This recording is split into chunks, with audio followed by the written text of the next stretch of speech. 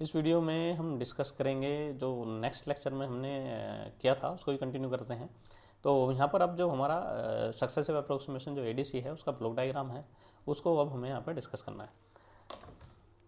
ठीक है जी। तो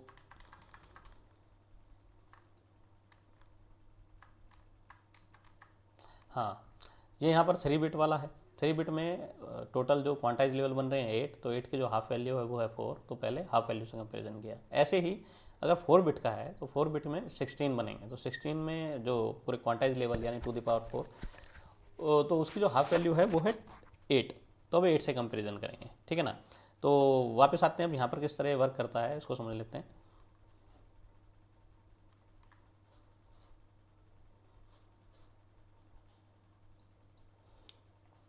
तो यहाँ पर मैंने क्या है, ये वैसे 8 बिट का है, मैंने इसको 4 बिट का बना दिया है सिंपल करने के लिए।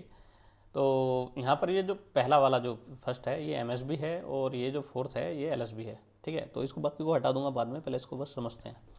अब यहाँ पर जो कंपरेटर है हमारा एनालॉग कंपरेटर, ये 2 काम कर रहा है। यहाँ पर ये आउटपुट वैसे तो देखा जाए तो जो कंपैरिजन करते हैं तो 3 आउटपुट आते हैं। तो एक में V A greater than V D A C, एक बनेगा case V A equals to V D A C, एक बनेगा V A less than V D A C. ठीक है, पर यहाँ पर क्या है, यहाँ पर अगर वी ए ग्रेटर देन है वी डी ए सी, तो आउटपुट जो कंपरेटर का है वो उसको हम 0 एज्यूम करेंगे। ठीक है, तो वी ए ग्रेटर देन है तब भी 0, और अगर V A equals to V D A C है तब भी 0। तो दूसरा केस है वी ए अगर हमारा लेस देन है वी डी ए सी। ठीक है, तो वी ए जो है लेस देन है वी डी ए सी, यानी ये वाला जो इनपुट आ रहा है ये इससे ज़्यादा है ना, ग्रेटर है, तो ये इंडिकेट करेगा 1। तो अब पहला केस ले लेते हैं। पहला केस जैसे 4 बिट में है, 4 बिट में टोटल क्वांटाइज लेवल 16 बनेंगे, 16 में मिड वैल्यू 8 है ना। तो यहाँ पर अगर उसको बाइनरी में रिप्रेजेंट करें तो 1 0 0 0। तो जब भी इसको आप स्टार्ट करोगे तो एस क्या करेगा, इसको बोलते हैं सक्सेसिव अप्रोक्सीमेशन रजिस्टर। तो ये क्या करेगा, ये 1 0 0 0 वैल्यू सेंड कर देगा, एमएसबी को 1 बनाएगा, बाकी सबको 0 रखेगा। तो हाफ वैल्यू हो गई अपने आप ऑटोमेटिकली, 4 बिट में हाफ वैल्यू हो गई। ठीक है, ऐसे 5 बिट में है तो तब भी एमएसबी को 1 बनाएगा, बाकी को 0 0 रखेगा, तो वो भी हाफ वैल्यू हो गई, वो 16 हो जाएगी। फिर वहाँ पर डीएसी को दिया इनपुट, डीएसी क्या करेगा, उसको कन्वर्ट करेगा एनालॉग में, तो यहाँ पर वीडीएसी एनालॉग वोल्टेज आ गई, उसको इसके साथ कंपेरिजन कराएंगे। ठीक है, तो इसको मैं मान लेता हूँ वी कंपरेटर। तो यहाँ पर इसको ले लेता हूँ, ये है हमारा 1 0 0 0, तो ये है एस का आउटपुट। ठीक है, आउटपुट ऑफ एस, और इधर ले लेते हैं वी कंपरेटर का आउटपुट। ठीक है जी। तो वी कंपरेटर का आउटपुट, अब जब यहाँ पर 1 0 0 किया तो वी कंपरेटर का आउटपुट जो निकलेगा है ना, तो हमारा वाला कौन सा केस है, ये वाला, वी अभी भी ग्रेटर है तो ये आएगा 0। ठीक है, तो 0 आए तो 0 पे क्या होगा, 0 पे ये वाला केस जो है, जो उसने 1 बनाया था एमएसबी को, वो जस्टिफाइड है। ठीक है, तो इसमें अब कुछ चेंज नहीं करना है। जब इसमें कुछ चेंज नहीं करना है तो उसके बाद वो नेक्स्ट बिट पर मूव करेगा। अब इस नेक्स्ट बिट को 1 बनाएगा, जब इसको 1 बनाएगा तो ये बन गया 1 1 0 0, ये बन गया 1 1 0 0। अब फिर उसके बाद डीएसी के बाद आउटपुट जाएगा, तो कंपरेटर का आउटपुट अब आएगा 1, क्योंकि अब 1 1 0 0 सही है। एज्यूम कर लेते हैं कि 1 1 0 0 जो है हमारी इनपुट वैल्यू से ग्रेटर है, या वी ए को एज्यूम कर लेते हैं, वी ए मान लेते हैं, वी ए इक्वल्स टू है हमारा क्या मानना है, इसके बीच में 1 0 0 1 1 0 0 से कम होना चाहिए, तो मान लेते हैं 1 0 1 0। ठीक है, 1 0 1 1 भी ले सकते हैं। तो ये वैल्यू मैंने एज्यूम कर ली कि जो हमारा इनपुट वैसे एनालॉग इनपुट है, डिजिटल में भी यही बना के देगा, पर मैं एज्यूम कर रहा हूँ कि जो भी हमारे एनालॉग इनपुट है उसका डिजिटल वैल्यू ये है। ठीक है जी, तो सिर्फ एज्यूम करने के लिए। तो अब 1 1 0 0 जब इस पर आएगा, और इस पर जो है यहाँ पर है 1 0 1 0, तो इसका मतलब है कि जो वी डी ए सी है वो ग्रेटर हो गई हमारी एनालॉग इनपुट से। एनालॉग इनपुट से अगर ग्रेटर हो गई तो क्या होगा, यहाँ पर आउटपुट आएगा 1, क्योंकि पॉजिटिव वाला है तो इस पर 1 आएगा, तो 1 आएगा तो एस को अब यहाँ पर क्या मैसेज गया, एस अब इसको क्या करेगा, जो उसने बिट अभी जो नेक्स्ट एमएसपी को 1 किया था उसको 0 करेगा, अब नेक्स्ट वाली को 1 करेगा। ठीक है, तो वो सेंड करेगा यहाँ पर 1 0 1 0 नया वर्ड, इसको दिया वी डी ए सी को। 1 0 1 0 इधर गया, 1 0 1 0 ये भी है, तो यहाँ पर जो कंपेरिजन होगा तो आउटपुट आएगा 0। तो 0 आएगा तो एस यहाँ पर रुकेगा नहीं, जितने के जितने 4, अगर 4 बिट है तो 4 कंपेरिजन कंप्लीट करेगा। ठीक है, 8 बिट है तो 8 कंपेरिजन पूरे करेगा, तो इसको आप ड्राबैक भी बोल सकते हो कि जैसे काउंटर है, काउंटर में अगर यहाँ पर हो गया तो कुल मतलब सपोज करो अगर काउंटर में 16 लेवल हैं और सिर्फ 2 लेवल में काम हो गया तो वहीं पर रुक जाएगा, ठीक है। पर ये क्या है, ये अपने 4 के 4 जो काउंटिंग है 4 कंपेरिजन वाली, यानी 4 क्लॉक वो अपनी लेगा ही लेगा। तो कितने भी बिट का हो, जितने नंबर ऑफ बिट हैं आउटपुट, उतने नंबर ऑफ कंपेरिजन वो करेगा ही करेगा, ठीक है। तो इसलिए यहाँ पर इसमें 2 वैल्यू में काम हो जाता है। तीसरी वैल्यू भी ये ले सकते हैं, -1 और 1 और 0, उस पर भी बना सकते हैं। फिर यहाँ कंपरेटर में थोड़ा सर्किट और कॉम्प्लेक्स हो जाएगा, है ना। तो 3 के लिए फिर SAR को भी कंपेरिजन, एक तरह से इसको भी मॉडिफाई करना पड़ेगा। अभी सिर्फ 2 वैल्यू के लिए 0 1, अगर 0 आ रही है, ठीक है, तो जो तुमने यहाँ पर आउटपुट भेजा है एल्गोरिदम के अकॉर्डिंग वो ठीक है। फिर अगर इस तरह का 1 आ रहा है तो वो जो उसने भेजा है उसको करेक्ट करता है और नेक्स्ट फिर उसको फिर 1 करता है, ठीक है। तो इस तरह का है। तो तीसरा केस -1 आ जाएगा। -1 है जब हमारा VA ग्रेटर है, ठीक है, तब उसमें क्या करना है, तो यहाँ सिर्फ -1 और 0 से एक ही वैल्यू से काम चल रहा है, ठीक है ना, क्योंकि प्रोसीजर में कुछ चेंज नहीं आ रहा है, ठीक है ना। तो जैसे कि यहाँ पर ये 1100 था, तो जब 1000 था पहली वैल्यू, तो ये क्या बन गई, 1100 बन गई, है ना। आउटपुट तो 0 ही था, तो 0 हो या -1 हो, बात तो एक ही है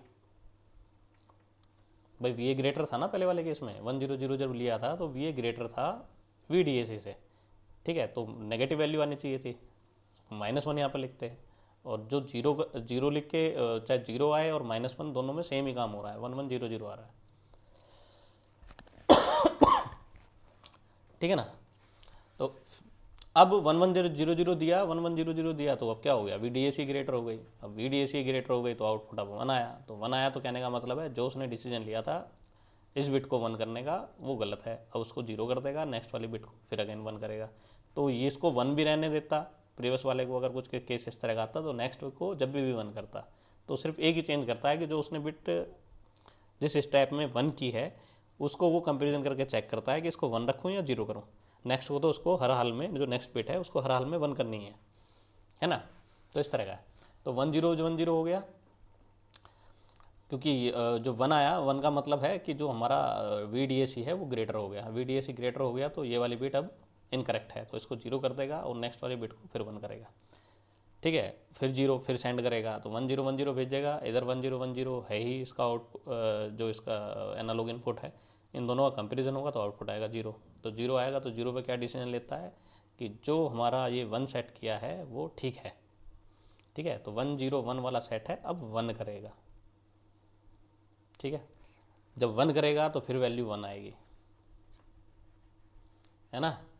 और फिर हमारा जब 1 करते ही, जब वैल्यू ये वाली जो V कंपरेटर का जो आउटपुट है 1 आते ही क्या करेगा, SAR का आउटपुट आ जाएगा 1010। क्यों आ जाएगा, क्योंकि 1 आया। 1 का मतलब क्या है, VDAC जो है वो हमारा ग्रेटर है VA से। तो कहने का मतलब है जो लास्ट की जो MSB तुमने 1 की थी ये वाली, इसको वापस 0 करो, तो SAR उसको 0 करेगा और कंपेरिजन यहाँ पर स्टॉप हो जाएगा, एंड ऑफ कन्वर्जन, ठीक है। तो 4 कंपेरिजन होंगे, पहला, दूसरा, तीसरा और चौथा, 4 कंपेरिजन होंगे 4 बिट में। ऐसे 8 बिट है तो 8 कंपेरिजन होंगे, 5 बिट है तो 5 कंपेरिजन होंगे। तो इस तरह चलता रहेगा, ठीक है जी। अब आते हैं जो 8 बिट का सर्किट है उसको समझ लेते हैं। उसमें 8 बिट का वर्ड बनेगा, हो सकता है एक्सप्लेन करने के लिए आ जाए।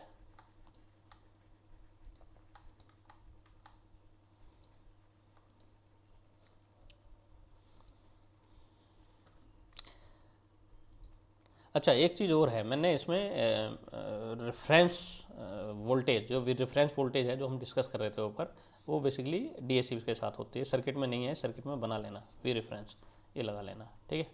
तो रेफरेंस वोल्टेज DAC के साथ होती है, ठीक है। तो V रेफरेंस से ही बेसिकली डिसाइड होता है कि कितनी रेंज का इनपुट दे सकते हैं। तो जो कंपैरिजन है, जितना भी यहाँ पर जो कन्वर्जन प्रोसेस है वो इंडिपेंडेंट होता है VA के मैग्नीट्यूड के, है ना, पर डिपेंड करता है V रेफरेंस के मैग्नीट्यूड पे, ठीक है। तो अब इसका थोड़ा सा सर्किट के बारे में समझ लेते हैं, सर्किट में क्या क्या हमारा है। Conversion time of the successive approximation ADC। तो 3 बिट का एग्जांपल है तो उसमें 3 क्लॉक पल्स ले रहा है। ऐसे ही n बिट का अगर एग्जांपल है तो 4 बिट का भी हमने डिस्कस किया था, उसमें 4 क्लॉक पल्स ले रहा था। ऐसे ही अगर n बिट का है तो वो n क्लॉक पल्स लेगा, तो n multiply by T C. तो ये पूरा कन्वर्जन टाइम हो गया, ठीक है। n multiply by T C, T C है एक क्लॉक का पीरियड, तो इतना टाइम लेगा, ठीक है। अच्छा, रीडिंग कब लेनी है, तो यहाँ पर जो इसने एक आउटपुट बनाया है, जब तक LSB पे 1 नहीं होता है ना, ये एंड ऑफ कन्वर्जन, तो जब तक ये LSB को 1 नहीं करेगा, तो इसको 1 करते ही क्या करेगा, यहाँ पर ये एंड ऑफ कन्वर्जन दे देगा, ठीक है। एंड ऑफ कन्वर्जन देगा तो ये तो काम चला ही जाएगा। टाइम डिले कितनी देर के लिए है कि DAC में कन्वर्जन हो और यहाँ से एनालॉग इनपुट आ जाए, और आते ही बस उसके बाद क्या करेगा, ये एंड ऑफ कन्वर्जन यहाँ पर सिग्नल जनरेट होगा और हमारा SAR जो है वो काम करना बंद कर देगा। तो जो भी उसके बिट पे है, रजिस्टर है, तो सारी वैल्यू क्या है, ये सब स्टोर करे हुए हैं, ठीक है, और ये हमारे आउटपुट पे आते रहेंगे, ठीक है। तो जब स्टार्ट करोगे दोबारा रिफ्रेश हो जाएगा, फिर 100 हो जाएगा नेक्स्ट वैल्यू के लिए या नेक्स्ट मेजरमेंट के लिए, ठीक है ना। तो इसको भी ये क्लियर हो गया टाइम डिले वाला। लास्ट वैल्यू इसको कनेक्ट करते हैं और इसमें टाइम डिले देते हैं। तो टाइम डिले कितनी, जब लास्ट वैल्यू को आपने 1 दिया है ना, सारा इसमें जो भी है सेट होकर आया, लास्ट वैल्यू को भी 1 करते हैं ना, जैसे यहाँ पर क्या हुआ है, ये वाली वैल्यू को जो 1 किया हुआ है ना, सबसे 0 ही थी, जब इसको 1 किया तो लास्ट कन्वर्जन है। तो लास्ट कन्वर्जन में DAC के पास जाएगा, DAC उसको कन्वर्ट करेगा, तो जितना टाइम यहाँ पर लगेगा और जितना कंपेरिजन में टाइम लगेगा, ठीक है। और SAR का ही मान सकते हो कि SAR उसको फिर वापस 1 से 0 बनाएगा, या 0 से उसको 1 ही रहने देगा, है ना, या तो 1 से 0 बनाएगा या उसको 1 ही रहने देगा। तो डिसीजन मेकिंग में जो टाइम लगेगा उतने टाइम का डिले है, और उसके बाद क्या करेगा, एंड ऑफ कन्वर्जन पल्स आ जाएगी और SAR काम करना वहाँ पे बंद कर देगा, ठीक है जी। अब थोड़ा नीचे और चलते हैं। इम्पोर्टेंट नोट, तो काउंटर टाइप और डिजिटल रैंप टाइप, तो दो हैं हमारे पास। एक है हमारे काउंटर टाइप है और दूसरा है एक है ड्यूअल स्लोप वाला, ठीक है, इंटीग्रेटेड टाइप। तो काउंटर टाइप भी इंटीग्रेटेड टाइप ही है, उसमें कैपेसिटर लगाया हुआ था कि नहीं लगाया हुआ था हमने, चलो याद नहीं थोड़ा सा, चलो ठीक है। डिजिटल रैंप वाला है, तो ये जो कन्वर्जन का टाइम है वो डिपेंड करता है मैग्नीट्यूड पे, क्योंकि जो रैंप बनेगी, जो रैंप का मैक्सिमम पीक जाएगा, वो जो भी इनपुट का पीक है उसके अकॉर्डिंग है। पर SAR में वो मैग्नीट्यूड के इंडिपेंडेंट रहता है, ठीक है। तो वो उसका जो कन्वर्जन टाइम जो है वो इंडिपेंडेंट है magnitude of the input sampled, या वोल्टेज या इनपुट सैम्पल्ड वैल्यू। अच्छा, अब इसमें एक चीज़ और है, जो कन्वर्जन टाइम है इंडिपेंडेंट क्यों है, ठीक है। तो यहाँ पर क्या है, यहाँ पर इनपुट को देखो, वैसे तो जो सर्किट है पूरा SAR वो मैग्नीट्यूड से इंडिपेंडेंट नहीं है ना, तो वो डिपेंड करता है V रेफरेंस से, क्योंकि जो भी आउटपुट आएगा, जो इस टाइप का आउटपुट आएगा, वो रेफरेंस से ही हमारा आउटपुट आएगा, ठीक है। तो V रेफरेंस की वैल्यू सेट करती है LSB की वैल्यू क्या है, ठीक है। तो LSB की जो वैल्यू है वो मल्टीप्लाई बाई जो भी यहाँ से वैल्यू आएगी उसको डेसिमल में कन्वर्ट कर लो, इससे मल्टीप्लाई कर दो, और फिर उसके बाद तब कंपेरिजन करते हैं। ये होता है हर बार जो DAC में हमने पढ़ा है, ठीक है ना। तो मैग्नीट्यूड पे डायरेक्टली, जो इनपुट का मैग्नीट्यूड है उस पर डायरेक्टली जो कन्वर्जन टाइम है वो बिल्कुल डिपेंड नहीं करता, पर ये सर्किट डिपेंड करता है ना। तो यानी V रेफरेंस जो है, V रेफरेंस इस रेंज में रखना पड़ेगा। तो V रेफरेंस की जो रेंज होगी, सपोज को V रेफरेंस 10 वोल्ट है, तो VA की वैल्यू 0 से 10 वोल्ट होगी तो मेजर कर लेगा, अदरवाइज नहीं करेगा, है ना। अगर सपोज करो V रेफरेंस की वैल्यू 10 वोल्ट है और VA की वैल्यू है 12 वोल्ट, तो इसको मेजर नहीं करेगा, ना इसको कन्वर्ट कर पाएगा करेक्टली, सही है। तो सारी 1 1 1 1 हो जाएंगे, ये V रेफरेंस अगर 10 वोल्ट है तो सारी 1 1 1 हो जाएंगे और बस कन्वर्जन यहाँ पर कंप्लीट हो जाएगा, पर इनएक्यूरेट वैल्यू आएगी ना, ठीक है। अब आते हैं एडवांटेज। एडवांटेज क्या है, स्पीड हाई है काउंटर टाइप ADC से, तो जितने भी स्लोप वाले हैं तो वो 0 से ही स्टार्ट करते हैं, ठीक है। तो काउंटर वाला हो, ट्रैकिंग वाले में फर्स्ट कन्वर्जन के लिए तो ठीक है, बस सेकंड के लिए पर हाँ फिर भी काउंटर टाइप से बेटर ही रहेगा, ठीक है। तो वैल्यू अगर 8 पहले 8 वोल्ट थी, 8 वोल्ट से 2 वोल्ट आ गई जो सर्वो या हमारा ट्रैकिंग टाइप है, तो फिर वो वापस 8 से और 2 तक आने में 6 क्लॉक पल्स लेगा, और इतने में तो वो हमारा जो है 4 पल्स लेके भी काम खत्म कर देगा। तो दोनों से स्पीड अच्छी है सक्सेसफुल अप्रोक्सीमेशन की। तो काउंटर टाइप और या उसको बोल सकते हो सर्वो या ट्रैकिंग टाइप ADC, दोनों से अच्छी स्पीड है। स्पीड टू पावर, तो पावर का मतलब है जितनी ज़्यादा क्लॉक लेगा उतनी पावर यूज़ करेगा, है ना सर्किट, और सर्किट की कॉम्प्लेक्सिटी पे भी डिपेंड करता है खैर, पर ओवरऑल अच्छा। तो काउंटर टाइप से अच्छी है इसकी स्पीड, और जैसे मैंने बताया जो फ्लैश टाइप है या हमारा पैरेलल वाला जो एडीसी है उससे स्लो है, पर उससे इनएक्सपेंसिव है, ठीक है ना। तो स्पीड में फ्लैश टाइप या पैरेलल टाइप वाला बेस्ट है, पर जो उसका सर्किट की जो कॉम्प्लेक्सिटी है तो वो बहुत एक्सपेंसिव हो जाता है, ठीक है। तो कहने का मतलब है एडीसी जो हमारा सक्सेसिव अप्रोक्सीमेशन टाइप एडीसी है, वो एडीसी जितने भी हमारे हैं उनमें सब में बेस्ट है, दोनों पॉइंट ऑफ व्यू से। स्पीड भी अच्छी है, ठीक है, स्पीड भी अच्छी है और इनएक्सपेंसिव भी है, ठीक है। अच्छा, एसएआर का जो डिज़ाइन है वो थोड़ा कॉम्प्लेक्स है, तो उससे से ही कॉस्ट होती है। बाकी में तो क्या है, काउंटर है, अगर 4 बिट का है तो 4 फ्लिप फ्लॉप लगा देंगे, है ना। पर एसएआर वाले केस में एक बेसिकली डिसीजन मेकिंग भी लगा हुआ है, ठीक है, तो थोड़ा सर्किट कॉम्प्लेक्स हो जाता है। अब एप्लीकेशन पे आते हैं। तो जो एसएआर एडीसी है वो डेटा एक्विजिशन है। डेटा एक्विजिशन में क्या है, जैसे आईओटी है ना, इंटरनेट ऑफ थिंग में भी यूज़ करते हैं इस चीज़ को।